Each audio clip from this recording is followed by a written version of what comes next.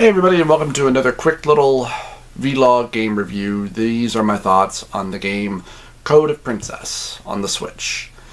This is a light RPG beat-em up game that was originally on the DS that's been ported over to the Switch. And I've played this for about 3 hours or so. Had this on rent for over 2 weeks and only finally put aside time for about a day and a half to play this fucking game. Because that's how unmotivated I am to play video games now, even when I'm doing a video for them. Anyway, I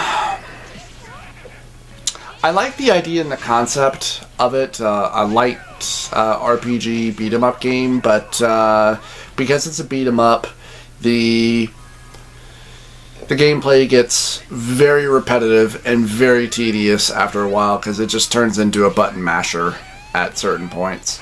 Characters do have other moves that you can do that, can be, particular combos or anything like that for big damage and stuff like that to knock enemies into the air, knock them away, launch projectiles and stuff like that.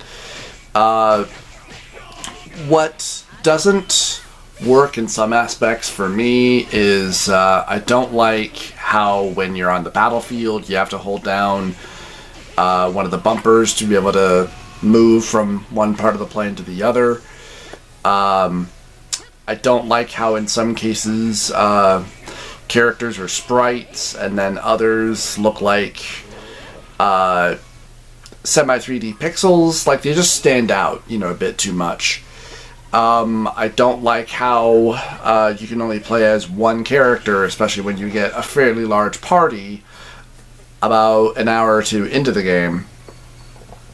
And you can't switch out during gameplay or anything like that, even though at the end of every mission, everybody earns experience, regardless of the fact that you didn't play as anybody.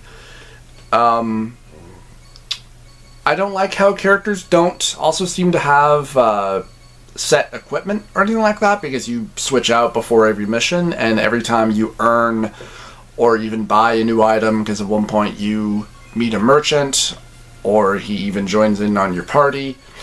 Every time you buy a new set of equipment, despite the fact that it might boost some stats, it'll also decrease other stats. But other than that, you don't really feel any form of significant difference to it at all. Even when characters level up, basically they just get more hit points, really. And maybe they get slightly stronger, but some characters feel better than others in terms of combos, being able to run, being able to do certain dashes, or just certain particular attacks that just feel like they do more damage or just more reliable and able to control the area a little bit better in some ways. Like the Bard feels good because he can do pretty widespread attacks with his guitar and everything like that, but he's obviously a lot weaker, so to kill particular enemies it takes a lot longer.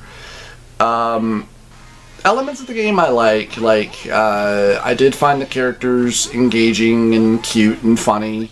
It's a pretty stereotypical anime. It did certainly make me smile or laugh quite a few times with the dialogue. It's certainly not meant to be taken seriously, especially when you meet the Bard who plays an 80s style riffing guitar and uses that as his weapon. My only other nitpick, and I mentioned this previously when I first recorded this, but I guess apparently it didn't save to this camera, was that my first nitpick is what the fuck is this girl wearing?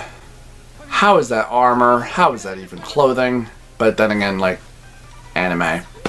Anyway, I tapped out nearly after 3 hours, but really it was like 2.5, really, because that's about the recording time when I got to this one particular boss who I just got really overly frustrated by, because I got him down to pretty low health, but because he went into burst mode and The game doesn't do a very good job of explaining how certain things work, especially burst mode. How when you go into burst mode, I guess if you do particular combos or hit certain enemies a certain amount of times or anything like that, during burst mode you will regain health.